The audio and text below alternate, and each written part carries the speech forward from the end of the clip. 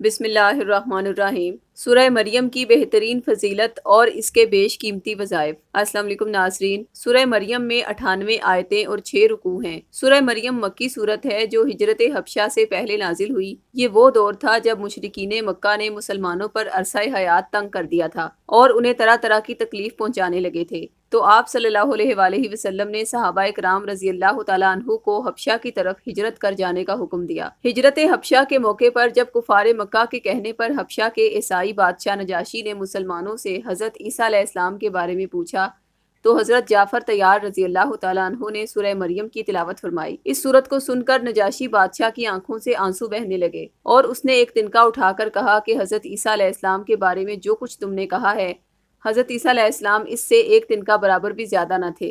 कुरैश के वफद को हबशा से नाकाम वापस जाना पड़ा और मुसलमानों को हबशा में एक महफूज ठिकाना मिल गया। बाद अज़ां नजाशी बादशाह ने भी इस्लाम कबूल कर लिया था।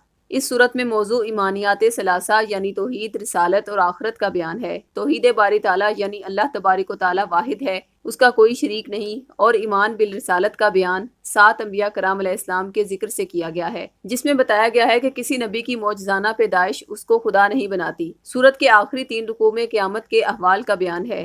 सूरत में हज़रत मरियम अलैहिस्सलाम का जिक्र तफसील से किया गया है, इसीलिए इस सूरत का नाम सूरह मरियम रखा गया है। नबी करीम सल्लल्लाहु अलैहि वसल्लम ने हज़रत मरियम अलैहिस्सलाम की फजीलत बयान करते हुए फरमाया कि मर्दों में तो कामिल बहुत से गुजरे हैं, लेकिन औरतों में मरियम अलैहिस्सलाम बिनते इमरान और फिरौन की बीवी आसिया अलैहिस्सलाम के सिवा कोई और कामिल पैदा नहीं हुई। मरियम बिनते इमरान अलैहिस्सलाम अपने ज़माने की सबसे बेहतरीन खातून थी। ख्वाब में सूरह मरियम पढ़ने की ताबीर। हज़रत इब्ने सिरीन रहमतुल्लाह अलैह ने फरमाया है कि अगर कोई ख्वाब में सूरह मरियम को पढ़ता है, दलील है क़यामत के दिन अजाब से अल्लाह ताला की अमान में रहेगा। नाज़रीन, सूरह मरियम से आपकी ज़िंदगी के बहुत से मसाइल फौरी हल हो सकते हैं, जैसा कि अगर किसी को माली मुश्किलात हैं और रिस्क की बेहद तंगी है, परेशानियां और मुसीबतें घर से ख़त्म नहीं हो पा रही, तो उनको चाहिए कि सूरह मरियम को मुश्क, अंबर और ज़ाफ़रान की स्याही से एक सफ़ेद कागज़ पर आदात की सूरत में लिख कर इसका तावीज़ तैयार कर लें और उस पर सूरह मरियम तिलावत करके दम करें और फिर उसको बाहिफाजत घर में किसी पाक जगह पर रखें। इंशाअल्लाह इस अमल की बरकत से तमाम माली मुश्किलात, रंजो परेशानियां अल्लाह पाक दूर फरमा देंगे और गैब से जरिया रोजगार बनेगा। अगर कैसी ही मुश्किल हाजत दरपेश हो जो पूरी ना हो पा रही हो,